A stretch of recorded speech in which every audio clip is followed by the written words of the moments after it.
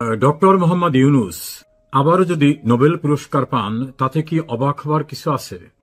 একজন প্রবাসী সাংবাদিক এভাবে আমার সঙ্গে কথা বলেছিলেন। আমি তাকে বললাম উনি তো শান্তিতে নোবেল পুরস্কার পেয়েছেন।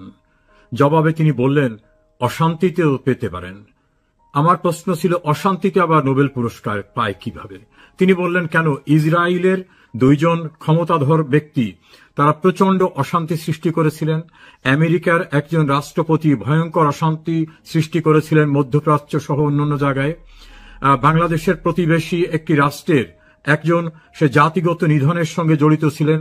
তারা সহ অনেকেই নোবেল পুরস্কার পেয়েছে, তারা অশান্তির জন্যই বেশি কাজ করেছেন। তাহলে ডক্টর ইউনূসের কৃতকর্মকে যদি অ্যানালাইসিস করা হয় তাহলে সেক্ষেত্রে তিনি নতুন করে নোবেল পুরস্কার পাবেন না, বা একবার নোবেল পুরস্কার দেওয়া হলে দ্বিতীয়বার দেওয়া যাবে না এমন কোনো বাধা নেই, এমনভাবে তিনি কথাটা বললেন। আমি তাকে জানতে চাইলাম যে তিনি কিভাবে বিষয়টাকে পর্যালোচনা করলেন। তিনি বললেন দেখুন, বাংলাদেশের ইতিহাসে যে রেকর্ড তিনি সৃষ্টি করেছেন সেই রেকর্ড অনেকেই সৃষ্টি করতে পারেনি। এই ব্যতিক্রমধর্মী রেকর্ড সৃষ্টি করার যে পরিকর্মা গুণ তার রয়েছে, এবং সেক্ষেত্রে তিনি যে জাদুকরী নিদর্শন স্থাপন করেছেন এটাও কিন্তু বিবেচনায় গ্রহণ করা হতে পারে। যেমন প্রথমেই তিনি বললেন যে পৃথিবীর কোন দেশে কি দণ্ডিত ব্যক্তি, ফৌজদারি মামলায় দণ্ডিত ব্যক্তি রাষ্ট্র ক্ষমতায় বসতে পেরেছে? জানা মতে পারে নাই। সেক্ষেত্রে ডক্টর ইউনূস ব্যতিক্রম ধর্মী, কাজী তিনি এই বিষয়টাকে বিবেচনায় নোবেল কমিটি নিতে পারেন।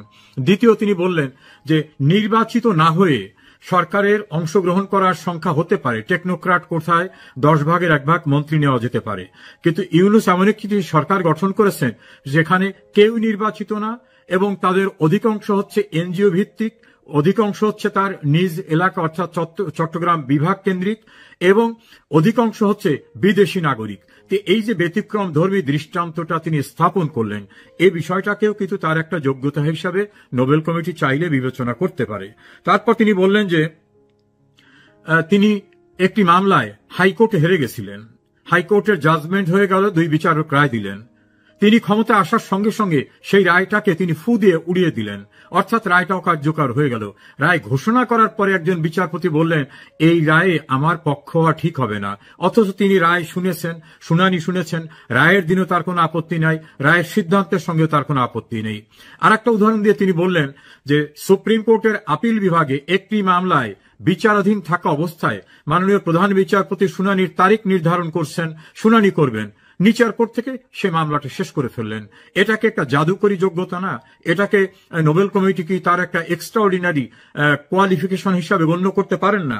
তারপর আরেকটি বিষয় বললেন যে দুর্নীতি দমন কমিশন বাংলাদেশে কারো বিরুদ্ধে দায়ের করা কোনো মামলা কোনোদিন প্রত্যাহার করেনি, তাদেরকে আইনি মোকাবেলা করে মামলাটাকে শেষ করতে হয়েছে। ডক্টর মোহাম্মদ ইউনূস হচ্ছেন ব্যতিক্রম, যিনি তার বিরুদ্ধে দায়ের করা মামলাকে দুর্নীতি দমন কমিশন দিয়ে প্রত্যাহার করিয়ে নিতে পেরেছেন। এটা একটা তার জাদুকরী সিদ্ধান্ত। আর একটা বিষয় বললেন যে রাষ্ট্র তার কাছে 666 কোটি টাকা ট্যাক্স পাবে, এই ট্যাক্স তিনি ফাঁকি দিয়েছিলেন। হাইকোর্টে আসার পরে তিনি আপিল করতে পারছেন না, এভাবে হাইকোর্টে আসলেন। তখন কোর্ট রায় দিল যে আপনার যে ট্যাক্সটা দাবি করছে সরকার, এই ট্যাক্সের একটা বড় অংশ জমা দিয়ে তখনই আপিল করতে হবে। তিনি ট্যাক্স এর একটা বড় অংশ জমা দিলেন, অর্থাৎ এডমিট করলেন।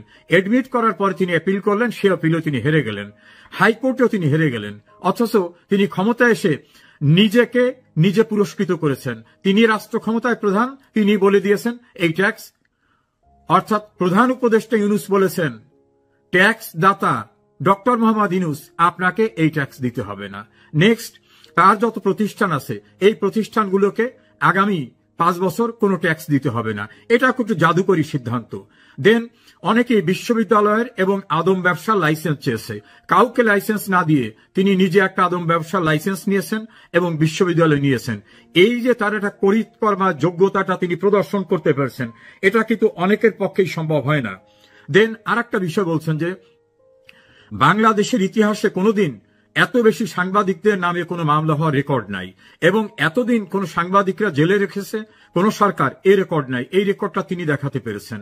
তার তথ্য মতে প্রায় 600 মামলায় বিভিন্ন সাংবাদিক 200-র উপরে সাংবাদিকদেরকে আসামি করা হয়েছে এবং এত বেশি অ্যাক্রিডিটেশন কার্ড বাতিল করা হয়েছে। একদিনের এক নোটিশে বাংলাদেশের সমস্ত জেলার বাংলাদেশ টেলিভিশনের সকল রিপোর্টারদের চাকরি বাতিল করে দেওয়া হয়েছে। ঢাকার 3টি পত্রিকার সম্পাদক ছাড়া অধিকাংশ পত্রিকা এবং ইলেকট্রনিক মিডিয়ার যারা প্রধান ব্যক্তি তাদেরকে বের করে দিয়ে অন্য লোকদেরকে বসিয়ে দেওয়া হয়েছে। এটা একটা ব্যতিক্রম ধর্মী রেকর্ড তিনি সৃষ্টি করেছেন। আর একটা কথা উদাহরণ হিসেবে ওই সাংবাদিক আমাকে তথ্য দিয়ে বললেন যে আপনারা খোঁজ খবর নিয়ে দেখেন যে বাংলাদেশের ইতিহাসে কোনোদিন এমন কোনো মামলা হয় নাই প্রাইভেট ইন্ডিভিজুয়ালসের যে একজন মানুষকে মারার অভিযোগে 10,500 লোক আসামি। ঢাকার মিরপুর থানায় এমন একটি মামলা হয়েছে, সেই মামলায় প্রধানমন্ত্রী শেখ হাসিনাও আসামি। আর একটা উদাহরণ দিয়ে তিনি বললেন যে বাংলাদেশের প্রধানমন্ত্রী শেখ হাসিনার বিরুদ্ধে 413টি মামলা হয়েছে। বাংলাদেশের তো দূরের কথা, অবিভক্ত পাকিস্তান আমলে বা ব্রিটিশ আমলেও কোন প্রাইম মিনিস্টারের বিরুদ্ধে এত মামলায় তাকে হুকুমের আসামি করার কোন রেকর্ড নাই, যেটা ডক্টর মোহাম্মদ ইউনূস করতে সক্ষম হয়েছেন।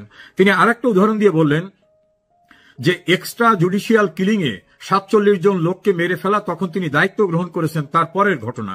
এছাড়া শুধুমাত্র আওয়ামী লীগের 205 জন মানুষকে মেরে ফেলা, এই জাতীয় ঘটনা রাষ্ট্র ক্ষমতায় বিএনপি, আওয়ামী লীগ, জাতীয় পার্টি কেউ থাকা অবস্থায় এরকম ঘটনা ঘটেনি, যেটা ডক্টর মোহাম্মদ ইউনূস এই দৃষ্টান্ত স্থাপন করতে পেরেছেন। আর একটা উদাহরণ দিয়ে তিনি বললেন যে সেটা খুবই উল্লেখযোগ্য যে দেশের বিপুল সংখ্যক পুলিশ যখন মানুষের জীবন এবং সম্পত্তির নিরাপত্তা রক্ষার দায়িত্বে নিয়োজিত ছিল, সেই সময় যারা দেশের বড় বড় স্থাপনা, পদ্মা সেতু, মেট্রো রেল, বাংলাদেশ টেলিভিশন সবগুলোকে পুড়িয়ে দিচ্ছিল, মানুষদের নির্বিচারে হত্যা করতেছিল, পুলিশদেরকে মেরে ঝুলিয়ে রাখছে এবং নির্মমভাবে হত্যা করছে, সেই সময় মানুষের জীবন ও সম্পত্তির নিরাপত্তা নিশ্চিত করার দায়িত্বে নিয়োজিত পুলিশরা, তাদেরকে নির্মমভাবে যে হত্যা করা হয়েছে সেখানে হাজারের ঊর্ধ্বে পুলিশ এবং যারা রাষ্ট্রীয় দায়িত্বে ছিল, সেই সকল মানুষদের হত্যাকাণ্ডের ঘটনায় কোনো মামলা করাই যাবে না। তারা কোর্টে বা থানায় কোথাও মামলা করতে পারবেন না, তাদের পরিবার কোনো বিচার চাইতে পারবেন না। এটা বলা হচ্ছে কখন? যখন দেশের সংবিধান বহাল আছে, অর্থাৎ যে সংবিধানে বলা হয়েছে কেউই আইনের ঊর্ধ্বে না, যে কোনো অপরাধী আইনের মোকাবেলা হতে বাধ্য, সেই কনস্টিটিউশন বহাল থাকা অবস্থায় তিনি এ সকল ঘটনায় যারা জড়িত তারা কেউই বিচারে মুখোমুখি হবেন না, তাদের মাফ করে দেওয়ার মতো যে রেকর্ড সৃষ্টি করেছেন, এটাও কিন্তু একটা অসাধারণ কি বলা যেতে পারে, একটা অলৌকিক ঘটনা তিনি সৃষ্টি করার চেষ্টা করেছেন, জাদুকরী ব্যবস্থা। এরকম ভাবে অনেকগুলো ঘটনার কথা তিনি বললেন। তারপর বললেন যে বিভিন্ন ডিপার্টমেন্ট থেকে রিটায়ার্ড হয়ে যারা বাড়ি চলে গেছে, যেমন পুলিশের লোকরা 15-20 বছর আগে বাড়ি চলে গেছেন, সচিবরা বাড়ি চলে গেছেন এবং তারা স্বাভাবিক জীবনে অভ্যস্ত হয়ে গেছেন 8-10 বছর রিটায়ার্ড লাইফ, তাদেরকে এনেই চুক্তিভিত্তিক নিয়োগ করে যারা কর্মরত আছে তাদেরকে বাদ দিয়ে চুক্তিভিত্তিক নিয়োগ করে তাদের দিয়ে কার্যক্রম পরিচালনা করা। আবার আরেকটি রেকর্ড তিনি করেছেন, পুলিশের ইন্সপেক্টর জেনারেল পদের একাধিক ব্যক্তি, সেনাবাহিনীর মেজর জেনারেল পদের ব্যক্তি সহ সরকারের গুরুত্বপূর্ণ সচিব সহ অন্যান্যরা একসঙ্গে 200-র অধিক গুরুত্বপূর্ণ ব্যক্তিদের জেলখানায় আটকের ঘটনা, এটাও তিনি একটা ব্যতিক্রম ধর্মী ঘটনা দেখাতে পেরেছেন। এবং একটি দল এবং তাদের সহযোগী সংগঠনের প্রায় 3,60,000 মানুষকে গ্রেপ্তার করা এবং কারাগারে আটক রাখার মতো যে ক্ষমতা দেখিয়েছেন, এই জাতীয় ক্ষমতার চর্চা এদেশে গণতান্ত্রিক প্রক্রিয়ায় নির্বাচিত যারা অথবা যারা সামরিক বাহিনীর থেকে এসে হঠাৎ করে রাষ্ট্র দখল করে বিভিন্নভাবে কর্মকাণ্ড চালিয়েছেন, তারাও কিন্তু এই দৃষ্টান্ত দেখাতে পারেননি। এমন দৃষ্টান্ত ডক্টর মোহাম্মদ ইউনূস দেখাতে পেরেছেন। এর সঙ্গে তিনি আরেকটা কথা যুক্ত করলেন যে বাংলাদেশের সংবিধানে লেখা আছে মন্ত্রী বা মন্ত্রী পদমর্যাদায় কোনো ব্যক্তি বিদেশি নাগরিক তিনি হতে পারবেন না, হতে গেলে নিয়ম কানুন আছে। সেখানে ডক্টর মোহাম্মদ ইউনূস যারা বাংলাদেশের নাগরিকই না তাদেরকে এনে বিভিন্ন পদে বসিয়ে দিচ্ছেন এবং তাদের দিয়ে কাজ করাচ্ছেন। আবার সংবিধান থাকা অবস্থায় সেই সংবিধানকে লঙ্ঘন করছে, এটা ওনার ইম্পোর্টেড লোকরা বলতেছে এবং তারা দাম্ভিকতার সঙ্গে বলছেন যে হ্যাঁ এগুলো আমরা করছি। এভাবে ডক্টর মোহাম্মদ ইউনূস বাংলাদেশে যে অবস্থাটা সৃষ্টি করেছেন, এটা বলা যেতে পারে নজিরবিহীন একটা দৃষ্টান্ত স্থাপন করেছেন। চূড়ান্তভাবে তিনি আরেকটা কথা বললেন যে পৃথিবীর 11টা দেশে তিনি সফরে গিয়েছেন, এর কোনোটাই রাষ্ট্রীয় সফর ছিল না এবং কোনো দেশ থেকে তিনি কোনো কিছু আনতে না পারলেও সবচেয়ে দৃষ্টান্ত স্থাপন হয়েছে, গণতন্ত্রের সূতিকাগার বলা হয় ব্রিটেনকে। সেই ব্রিটেনে উনি ওনার একটা পুরস্কার আনতে গিয়েছেন, একটা দাতব্য সংস্থা পুরস্কার দিচ্ছে, সেটা তৃতীয় এবং চতুর্থ গ্রেডের পুরস্কার। সেই দেশে যাবার পরে ওই দেশের প্রধানমন্ত্রীর সঙ্গে উনি ওনার দেখা করার অভিপ্রায় ব্যক্ত করেছেন, আর তারা একেবারে রাগ ঢাক ছাড়া নির্লজ্জের মতো তারা বলে দিয়েছেন দেখা করবই না, তারা অস্বীকৃতি জানিয়েছেন। এত কিছুর পরেও ডক্টর ইউনূস এই বিষয়টাকে অত গুরুত্ব দেন নাই, অর্থাৎ তার ধৈর্যের ক্ষমতা এত প্রকট যে সেই বিষয়টাকেও গুরুত্বের সঙ্গে দেখতে হবে। সবকিছু মিলে বলা হয়েছে যে দেশে রাজনৈতিকভাবে কোনো কেউ সুস্থ অবস্থায় নাই, শুধুমাত্র তার নিয়োগকর্তা যে ছাত্ররা, যারা মবের মাধ্যমে শেখ হাসিনাকে রাষ্ট্র ক্ষমতার থেকে সরাতে পেরেছিল, এবং দেশের অভ্যন্তরে নির্বিচারে যে ভয়াবহ সন্ত্রাসী মব কার্যক্রম আছে, তারা ছাড়া সারা দেশে ব্যবসায়ী, শিক্ষক, চিকিৎসক, আইনজীবী, সুশীল সমাজের ব্যক্তিরা কেউ নিরাপদ নাই। এবং চূড়ান্তভাবে তিনি বললেন প্রায় 4,500 নির্বাচিত জনপ্রতিনিধি, পৌরসভার চেয়ারম্যান, উপজেলা চেয়ারম্যান, উপজেলা ভাইস চেয়ারম্যান, সিটি কর্পোরেশনের মেয়র, পার্লামেন্ট মেম্বার, স্কুল কলেজের পরিচালনা পরিষদের সদস্যদের প্রায় 4,500 নির্বাচিত প্রতিনিধিদের তিনি কলমের এক খোঁচায় বহিষ্কার করে দিয়ে তার মতো করে যাদের প্রয়োজন তাদেরকে বসিয়ে দিয়েছেন। এভাবে বাংলাদেশের 53 বছরের ইতিহাসে যা কেউ সৃষ্টি করতে পারেনি, ডক্টর মোহাম্মদ ইউনূস সেটা করতে পেরেছেন। তার যে একটা এই জাদুকরী যোগ্যতা এবং এই যোগ্যতার যে ক্যারিসম্যাটিক পরিচয়টা তিনি দিয়েছেন, এ বিষয়টাকে নোবেল কমিটি বিবেচনায় নিয়ে আমার মনে হয় নোবেল প্রদানের ক্ষেত্রে আরো একটি অধ্যায় তারা সৃষ্টি করতে পারেন। যেমন তিনি শান্তিতে নোবেল পেয়েছেন, অথচ শান্তির জন্য নয়, তিনি যে গ্রামীণ ব্যাংকের লোন, ব্যাংকটা তার নয়, রাষ্ট্রীয় ব্যাংক, কিন্তু সেখানে তিনি যে কর্মকাণ্ড করে গ্রামীণ ব্যাংকের লোন দিয়েছেন, সেই লোন তুলতে গিয়ে অনেকে আত্মহত্যা করেছে, অনেকের বাড়ির থেকে গরু ছাগল টেনে নিয়ে আসা হয়েছে, অনেকের ঘরের টিন খুলে নেওয়া হয়েছে, এমন অভিযোগও দেখা যায়। ফলে অশান্তি সৃষ্টি করার মধ্য থেকে যিনি নোবেল পেয়েছেন, তিনি চূড়ান্তভাবে যে সকল কর্মকাণ্ড করেছেন তাকে বলা যেতে পারে অশান্তি, অস্থিতিশীলতা, গণতন্ত্র ধ্বংস করা, মতকে প্রাধান্য দেওয়া, অনির্বাচিত ব্যক্তিদের দিয়ে রাষ্ট্র পরিচালনা করা, বিদেশ থেকে আনা ব্যক্তিদের দিয়ে সরকারের কর্মকাণ্ড পরিচালনা করা।